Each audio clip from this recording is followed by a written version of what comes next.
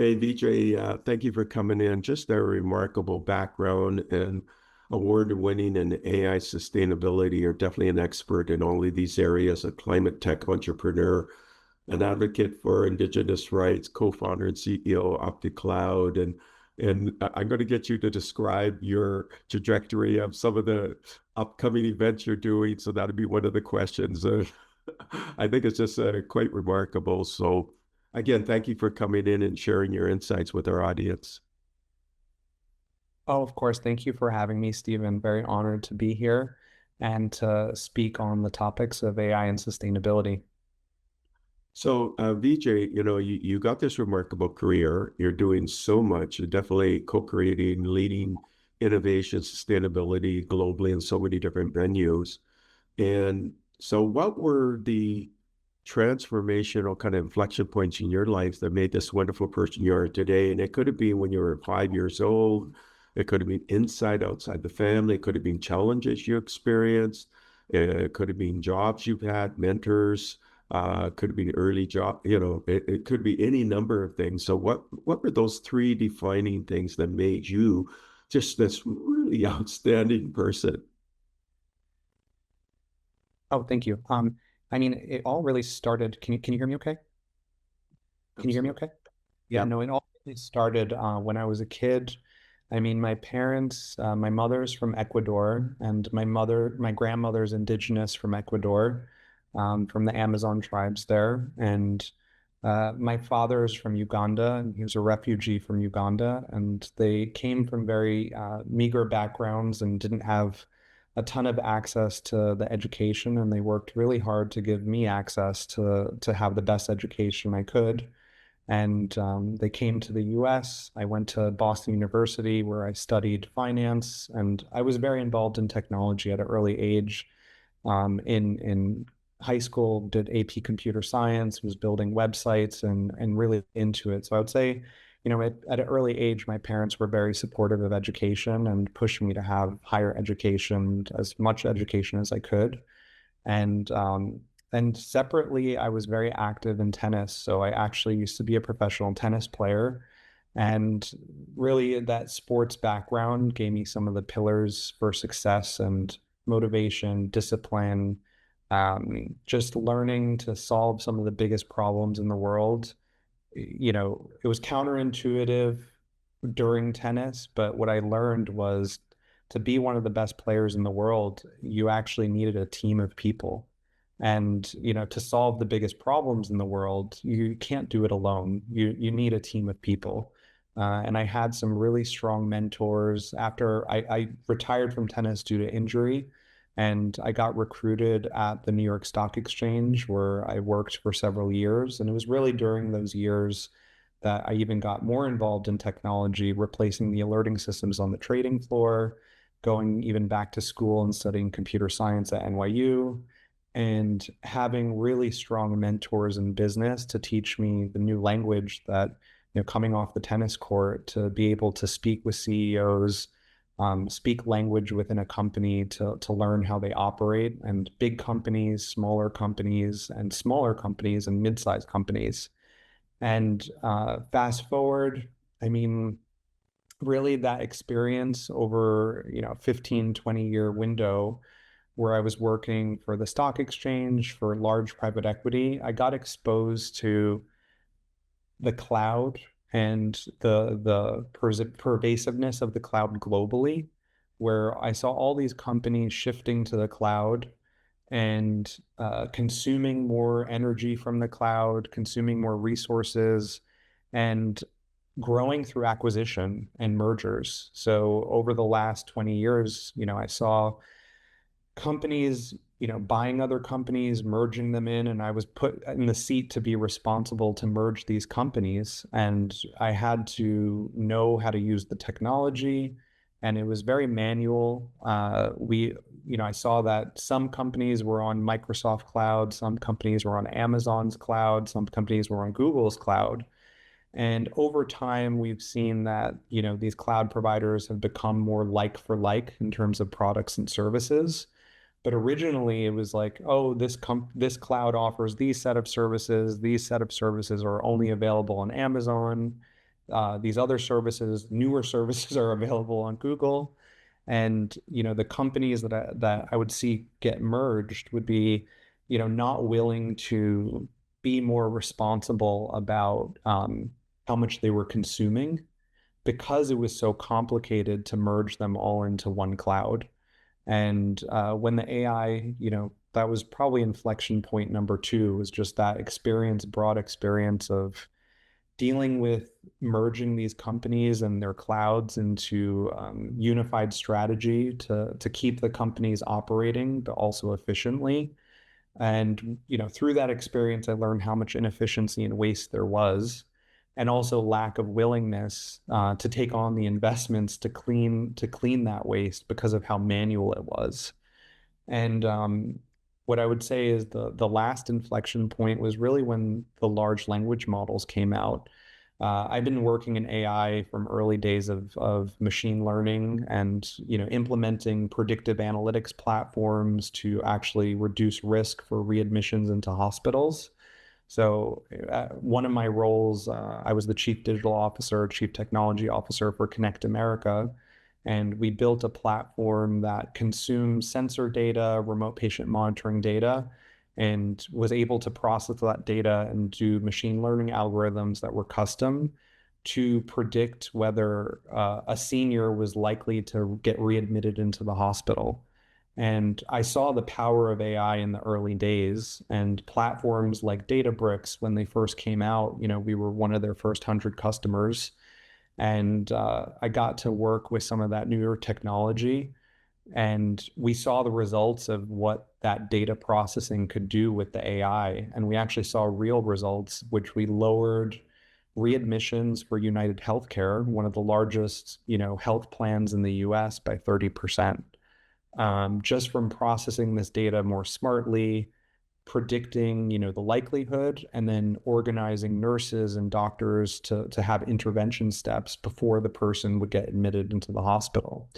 And those early days of AI were, probably the inflection point for me to realize, hey, if we're smart about how we use and process data, you could really do something good for the planet. In that case, save lives and get seniors help before they actually have an emergency and have to go into the hospital. And fast forward to what I'm doing now, I mean, we're really processing data to clean waste within clouds. And what the result is we save companies money. We also save companies energy, and we reinvest a portion of those savings into the health of indigenous communities and into the critical rainforests within the world. And the concept in the early days were, in the physical world, there's waste management and recycling. Why aren't these concepts more pervasive in the digital world? And our digital world is bigger now than the physical world. And now that we see how things are evolving, we know energy is the new currency, and there's not a more important time to be cleaning this waste and freeing up the energy capacity for more productive use, as AI expands. And also reinvesting into these critical rainforests and indigenous communities is more important now than ever, with the climate crisis and already breaching the 1.5 degrees Celsius. So yeah, inflection point number three was really the release of all the large frontier models, and realizing that for the first time in human history, we're able to more proactively solve the largest problems on Earth. And when I thought about it, I really think the largest problem on Earth is going to be this climate crisis and consumption of energy, because without reducing emissions and also without reinvesting into these indigenous communities, we in sense are losing a piece of our humanity, and at risk of losing large populations of people who will be climate refugees as more wildfires and natural disaster events occur. Okay, so Vijay, I realized I probably didn't do the countdown, so my apologies at the beginning. So, but let's unpack some of the inflection points at the beginning and then kind of step chronologically through what occurred. You indicated that your parents were immigrants and they were challenged in terms of means, and but they really provided an education for you very early on. So that kind of experience then would what drive your sense of empathy. It'll make you very inclusive in your thinking. You would value education. Was that some of the transparent kind of integrity, value-driven things that you got from your parents very early on when you were really young? Yeah, completely those things. And also, I was exposed to very vulnerable populations within the world. I mean, my dad is from Uganda. He grew up in Kampala. And for the first 18 years of my life, I would spend time between New York and Kenya and Uganda and was exposed to the villages, before they had electricity, um, a lot of kids not having food, um, a lot of kids missing limbs just due to bad circumstances within the country. And I think that a combination of the education, but also just exposure to these vulnerable populations made me driven to help them. And I think we're at the state in the world where nobody should be living with those circumstances. And as we see, people who have more, there's also people who have less, and that divide is getting bigger. I think AI is actually creating a bigger divide even at a faster rate right now. And, for me, it was about how can we use AI in a way that actually solves both problems at the same time. So again, you're very early on, and because of your dad and the experience that he's bringing, you're commuting between the U.S. and Uganda, you're seeing other people and the different circumstances and the struggles that occur, and then how do you manage that? But you also indicated that you had an early interest in, tinkering and science and so on, and also in sports. So a two-part question: what um, were the triggers for that interest in science? And then the follow-up would be, what were the triggers in the interest in sports and particularly tennis? Yeah, I mean, in science, I was really fortunate to have amazing teachers. And I believe that access to teachers, and you need to be doing more to support teachers in general, because it's really the teachers that influence the kids. And for me, my interest in science was 100% driven from just having incredible teachers that were able to show me the power of science and do it in ways that were fun and exciting. And then in tennis, for me, the interest was actually driven mostly from my parents. I mean, they named me Vijay after Vijay Amatraj. I think my dad was just interested in tennis at an early age, coming to the US. And, he went to the US Open and got to see some of the early days of, Agassi and Sampras and some of the great players. And I started, I went to a public court maybe when I was 3 years old, and I was able to hit the ball over the net. And a lot of people were saying, I guess around them in the park, who is this kid? How is he hitting the ball over the net like this? And I think I just had a natural affinity to it. And I was able to play with my siblings anywhere in the world.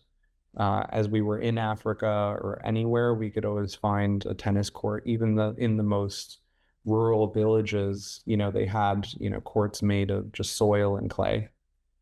But you also indicated your mom's experience from Ecuador. So how did that shape you as well? So, I mean, my grandmother took care of us a lot as my parents were working, and as I mentioned, my grandmother's Indigenous, and I think for Indigenous people as a whole, they think very differently, and the world at large doesn't get exposed to them as much. Um, but I think that the ancestral wisdom that they have is very strong. I mean, a lot of these people are people that have existed and the values have existed pre-technology, and they have done an amazing job of keeping those customs and cultures alive without the influence of technology. And now we see more influence happening with technology in those communities. But I mean, for example, for me, even I wouldn't be thinking to do what I'm doing now without my grandmother and my mother's guidance when I was a kid, because they always taught me in their own ancestral wisdom that one person's trash is another's treasure. And, that is actually what in practice we're doing at OptiCloud is, why are we wasting so much energy and so much money on waste when there's so many vulnerable populations in the world that could, be helped, or we could put that capacity between energy or money into better, more useful, productive things. And as a kid, we were always taught to not waste, and I think that comes from that ancestral knowledge. If you go to Indigenous communities, they'll take the remains of a fruit, they'll use the fruit in multiple ways, one to serve a meal, but then they might repurpose some of the scraps into a soup. And that soup might feed a whole, community of kids. But in Western cultures, I think maybe that waste or scrap would have just been tossed. So you also talked about, the interest in science, and you indicated you were mentored and you had really great teachers that it kind of incentivized you and things like that. Was that because of your passion for science, and you showed sort of like a talent for science and things like that, and that could, sort of spurred on your interest? For sure. I mean, I excelled in math and science at an early age. I think part of that is just maybe genetic from my dad. But I was competing in some science competitions when I was in seventh grade and won some national competitions in science. And from that, you get into honors programs and AP classes, and you get exposed. I was exposed to a lot of that during early high school years. So going into college, I was already kind of more advanced than a lot of the other kids because of the education that I was provided through AP courses or honors courses. And it's really the teachers within those courses that, um, you know, took the time to teach the group of kids that were in that class um, more advanced techniques that probably kids were learning in college at that point, but we were learning in high school. Yeah, and then you decided to go to college. So what were your kind of your interests in college? Was it engineering or kind of more pure science, or, what was the sort of, Yeah. I mean, when I went to college, I had a scholarship. So I was really, as most kids going into college, you don't know exactly what you want to study. And I wasn't certain myself, but I did know I wanted to learn more about business. And I thought the world operated, businesses around the world, to operate the world, you need to understand economics. And so I really studied finance and economics with some tangential experience in information systems and how technology was influencing the whole world of finance. So I went to the BU School of Business and Management. and then upon graduation, was that the stock exchange, was your next experience, or was that? So I actually won the business award for my year at BU. So, there's a competition where you between all the business students, you come up with a startup idea and you pitch it to executives from McGraw-Hill and Verizon at the end of the year. And you get selected by your professors to, be one of the top projects within the class.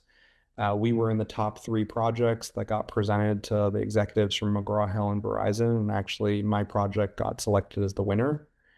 And from there, they give you job opportunities as one of the winners. You know, they actually purchase your business plan, um, develop your product, and they also offer you jobs right out of college.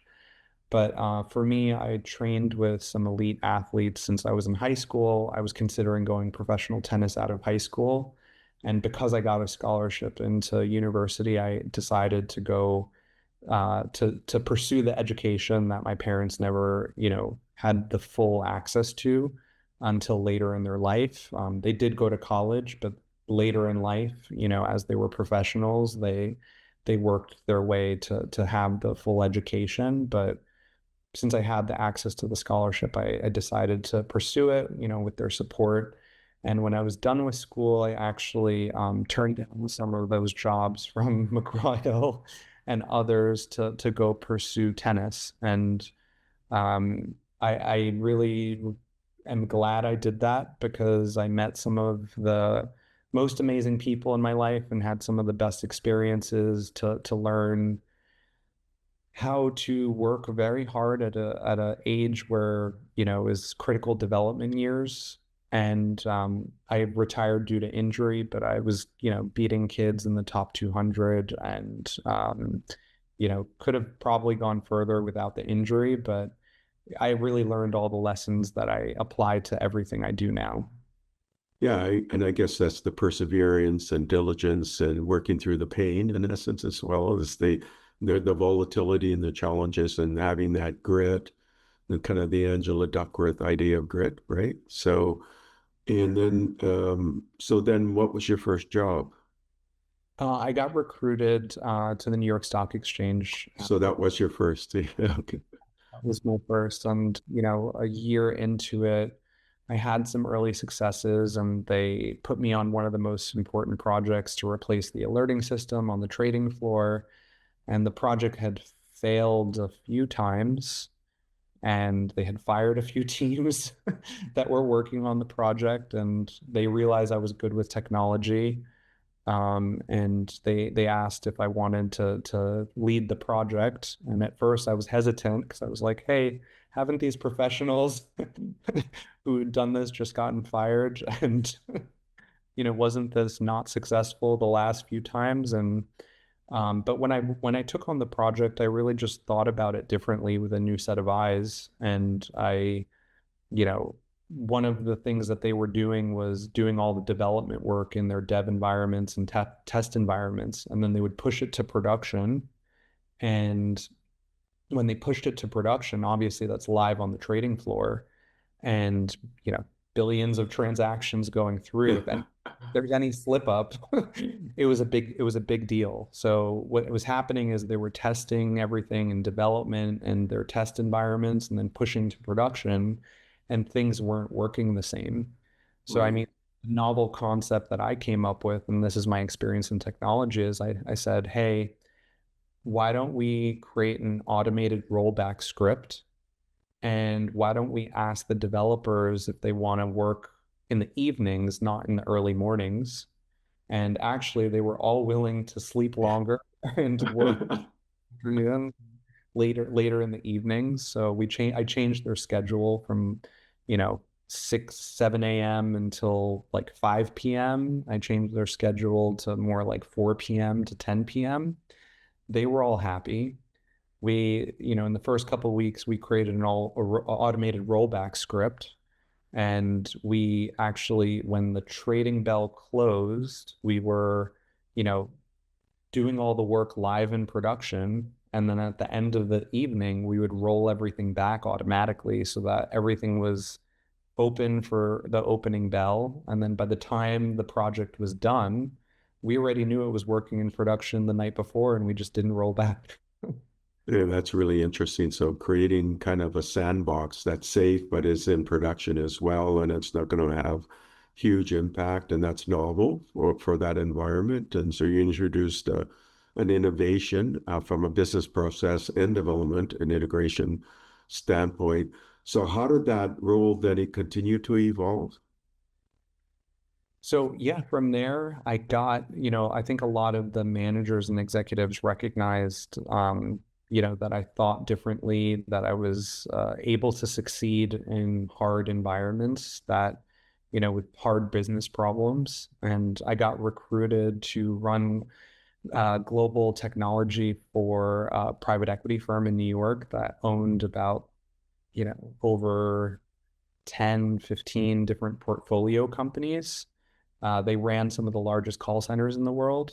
And it was very interesting for me because I got exposed to so many different businesses, different business models, different types of data, um, e-commerce businesses, banking businesses, call center businesses, and learned how they all operated. And, it was my job to make them operate more efficiently, upgrade their technology systems, also vet some of the newer companies that they were looking to integrate, and integrating those companies from a technology standpoint. And that's kind of where I grew in my data and analytics experience, but then also in my cloud provider experience, because this was also during the era where, you know, people were building full on businesses within the cloud.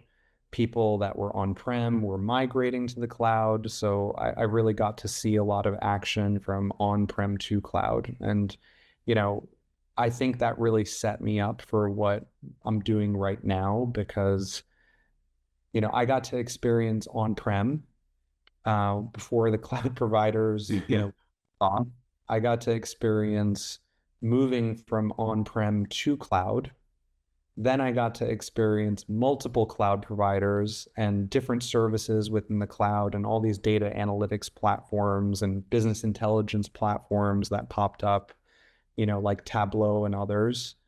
And now, what we're doing at OptiCloud is we're actually evolving that to agentic management of the cloud, but in a way where we're thinking about energy consumption and sustainability at the forefront. So how do we do the same type of business operations, but in a smarter way that is more efficient, and also introducing a circular economy behind it, where we're taking some of that waste and reinvesting it into vulnerable populations.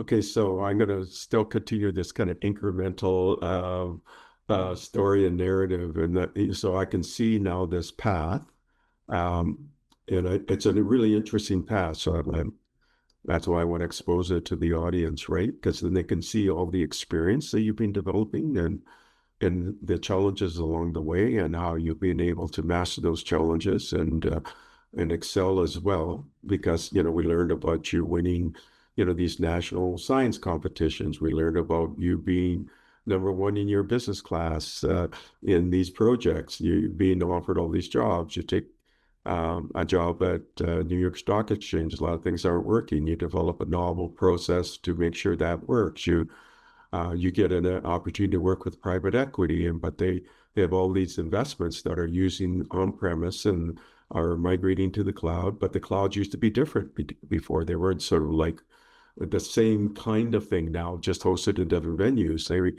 And so you have to get used to that, those differences and what that meant. And as you mentioned, you became sort of exposed to AI, machine learning, data analytics. You're one of the first customers at Databricks as well. So you got accustomed to what that meant and how to leverage that.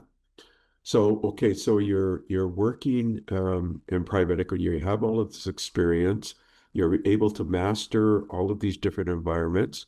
And then what was the next transition? Was it OptiCloud or something in between before OptiCloud? So Connect America, well, Oh, yes, that's right. Connect America. there are actually a couple things there. So, after private equity, I mean, I had a personal relationship in my life, and I was traveling all over the world, and I was like, this is going to impact, my relationships. And from tennis, I really learned that, putting value in relationships is very important for all humans. Relationships are what make the world go round, what makes happiness a thing in people's life. And as a professional athlete, we had to sacrifice a lot of that. So, after professional sports, I always promised myself that I would put more of a priority on, relationships, friendships, family, personal relationships. And Um, at the time, I knew, if I kept going in the direction I was going and traveling all over the world and helping these companies, it would be at the sacrifice of relationships. And I decided to prioritize my relationships, but knowing that I got recruited actually to be one of the first three employees at a startup called 15 Seconds of Fame. And that was a fun year and a half in life where I helped build the first launch for 15 Seconds of Fame. So the mobile app used for sports, for MLB, NBA, NFL. And it was when facial recognition first came out, even before facial recognition was fully on the iPhone. This company had the rights from some German scientists to use the facial recognition within the US. And we created an app that took the databases within the sports arenas. There's video cameras all over the sports arenas. A lot of that footage, only about 10% of it actually gets used for live camera and TV. There's about 90% that just sits idle in databases. And we took the archive of a lot of the video and the videos that would come in, and we would run it through the facial recognition. And we created an app where people take a selfie, the facial recognition kind of matches, and we serve up some memorabilia for the fans within the audience for these big sports arenas. So it was really adopted for fan engagement, and it did well. And so I launched that. And then while I was kind of in the process of that, I got a phone call from an old boss of mine that worked with me at the stock exchange and knew what I did.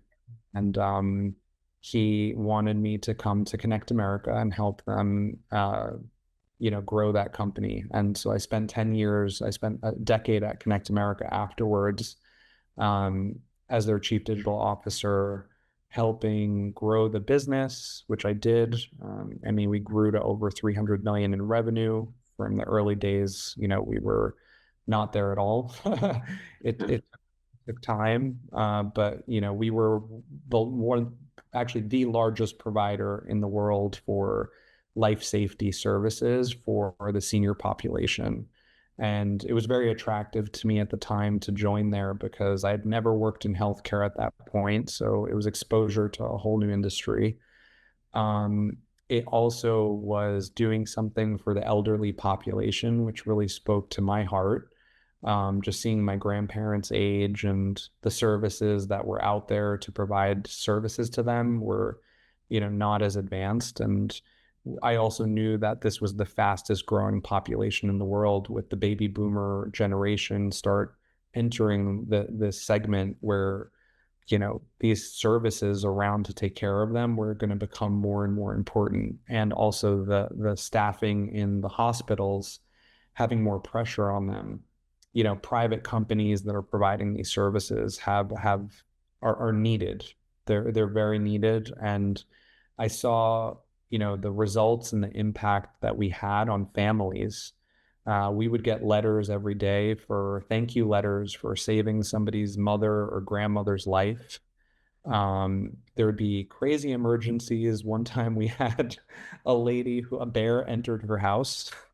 She lived in a rural forest, a rural area, and a bear entered her house.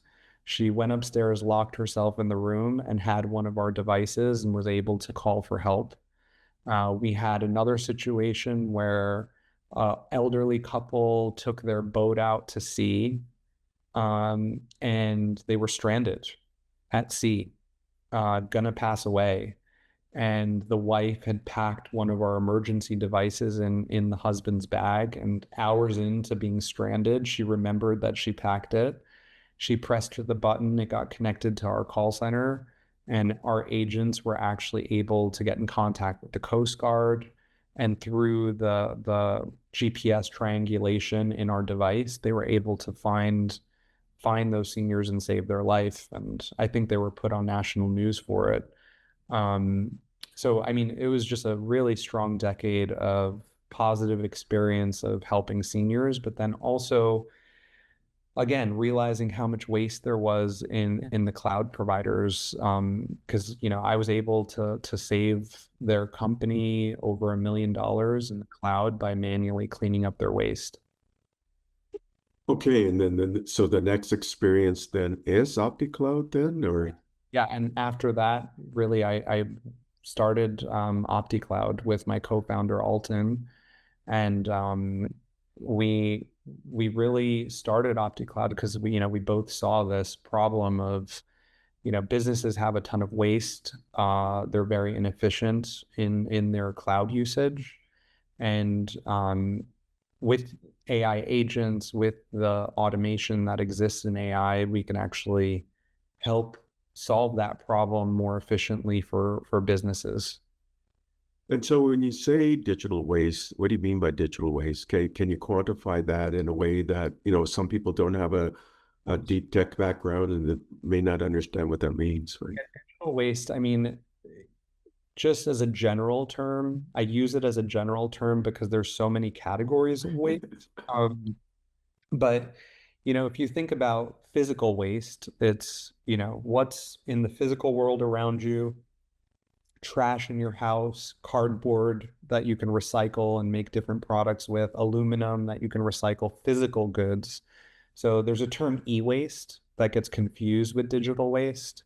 E-waste is more like let's say your smartphone device and your computers or old chips or old servers or old computers, physical hardware that you don't use. That is e-waste.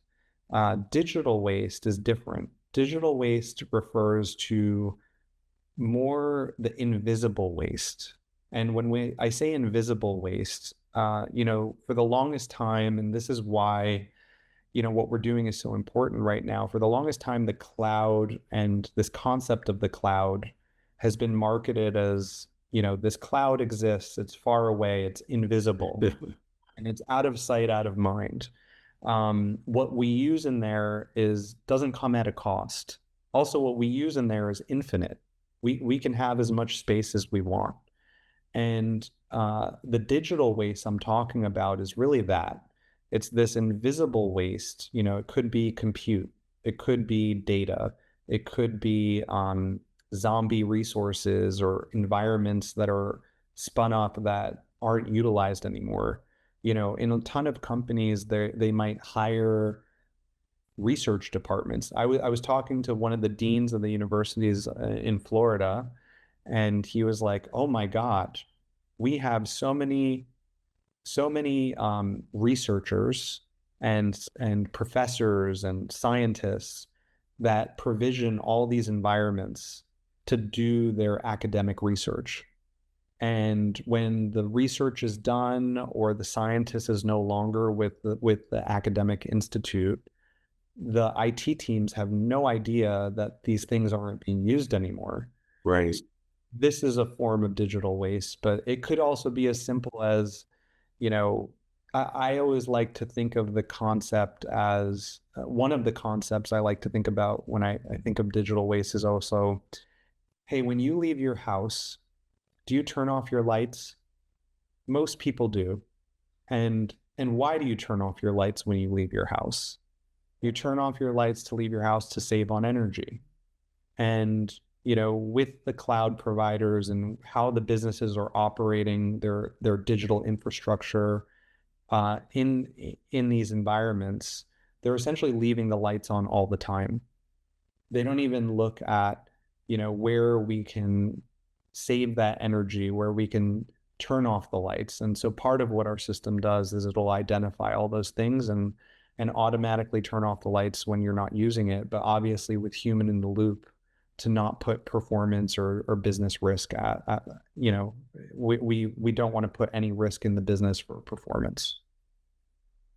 And because of this ability to use AI to reduce digital waste, and these are for example, resources that are spun up, but they're not spun down, and yet they're consuming space, and that space is on server storage, and maybe there's some compute cycles that are idling to just maintain it. And so there's energy. And I know the International Energy agency, predicting just from data centers, which operate these cloud services, there's an estimation that they'll consume 3% of global energy worldwide, and in that in 1,000 terawatts of energy, and then in the U.S. it could be something like 6.7 to 12% by 2028. And so there's a tremendous amount of usage, and as you indicated, some of that usage is wasted, and you can come in with your OptiCloud technology and say, you know what, there's a lot of this stuff that you need to turn the lights off. You need to kind of tear down some of these things that are going on that shouldn't be up, or you can optimize already what's being used. And in that way, ultimately, you're saving carbon emissions and things like that because there's electricity that are driving these things, right? And because of that, then you got awarded the AI for Climate Action Award by the United Nations at COP29 for your leadership in developing scalable technologies to lower global carbon emissions by targeting one of the fastest sources of energy consumption, data centers, which I mentioned that there's some predictions it could go up to 12% of the U.S. energy by 2028, and then globally 3%. So you got to do what you can to manage that. Now, your work is so popular and you're so transformation in your work. I want you to describe to the audience your upcoming schedule. Well, thank you so much, Stephen. So you're exactly right. The global energy usage and electricity usage is skyrocketing, and a lot of even the predictions, they're taking into account the data sets that exist. But AI is growing so fast and so exponentially that a lot of the predictions are even lowballing in a way because they're not including, the growth that is yet to happen with all the AI data center expansion. But things are very busy on our end.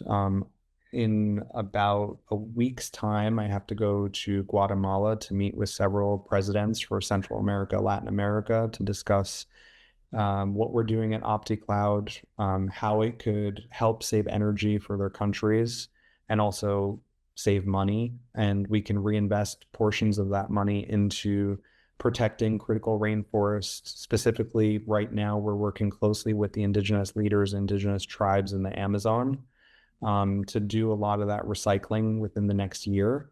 And after that, I come back to New York for some to New York and go to DC for World Bank meetings.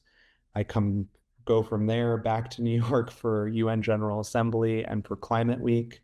And they're actually launching Climate Week and presenting our solution on the NASDAQ on September 22nd.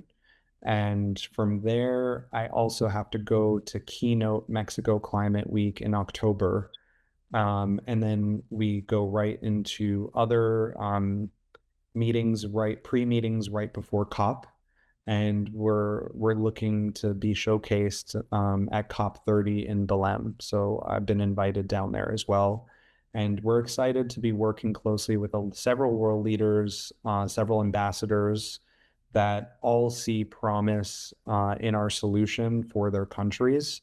And I think the common element I've seen from speaking with many of the ministers and ambassadors is really they're all concerned about energy, and they're all concerned about the infrastructure needs for their country to develop the AI for their countries. Everyone needs new data centers and new equipment, and they want to do so in their own countries versus sharing data all over the place that could empower other countries' AI to be ahead of their own.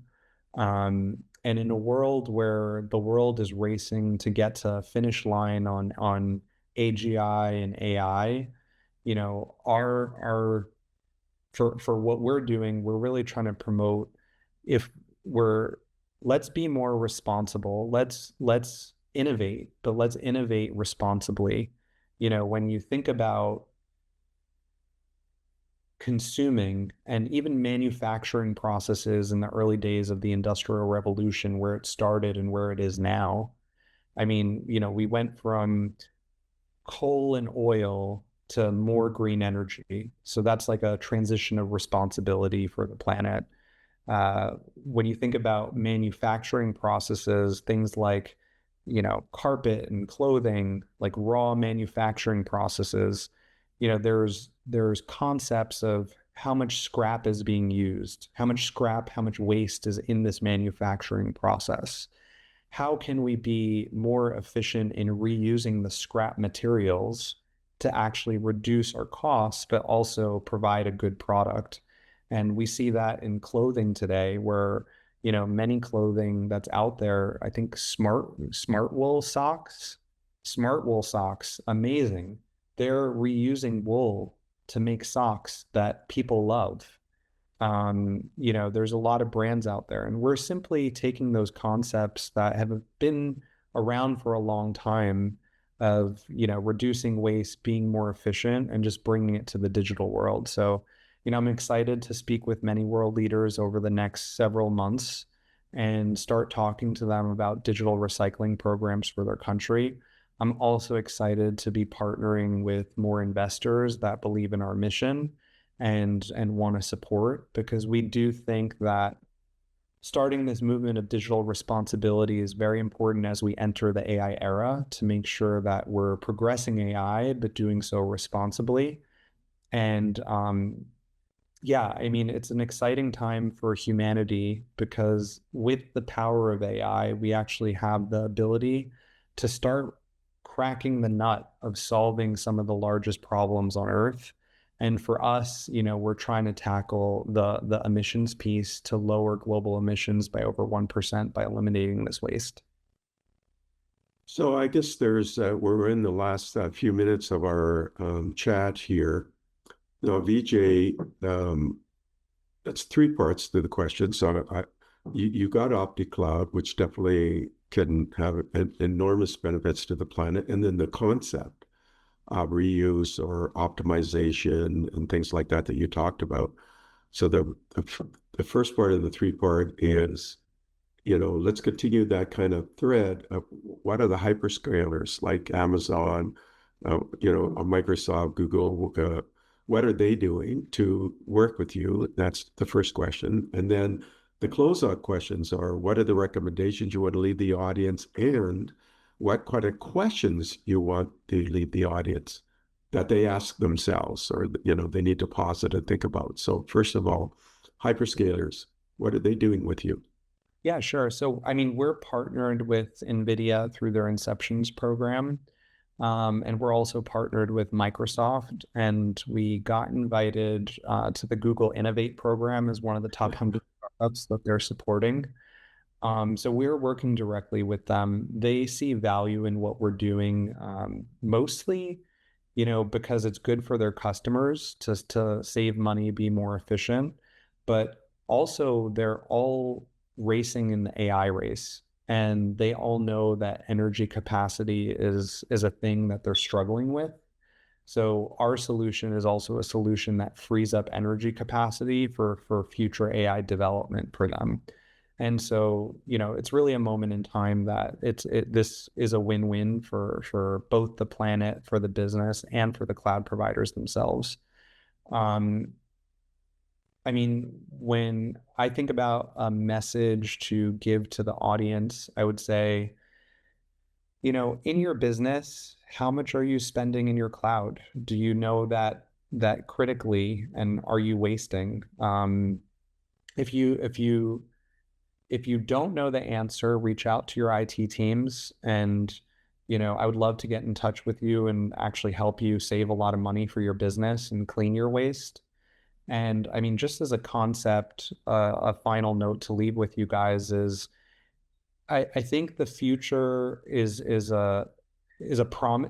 either a really promising future, or it's one where we all move so fast in this AI race that it doesn't end well. And uh, as you're thinking about implementing AI for your businesses, I would really think about what use cases are for good, what use cases don't just solve a business problem for yourself, but solve one for the good of humanity or for the good of everyone in your business, including all of your employees, not just, upper management or equity holders, investors. I think this concept is very important for the future. I also think implementing more circular economy principles into your business is important for the future. As we forge into the next era, decades to come, we're going to be, as a human species, we're going to be consuming more energy than we ever have before. And we have to think about how are we doing that responsibly? And the circular economy principles, I mean, this goes back to your first question, Stephen, about even my grandmother. I mean, I'll leave you with some indigenous knowledge, which is the first principle of nature is nature can't thrive without giving back to nature.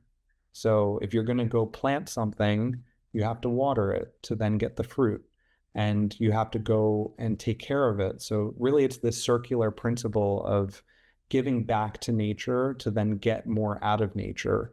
And as we are going to go into the era of consuming more than we have ever before, we have to really think, what are we doing to give back to nature to make sure we don't break that cycle and break, the way nature is actually working with us to provide what we need.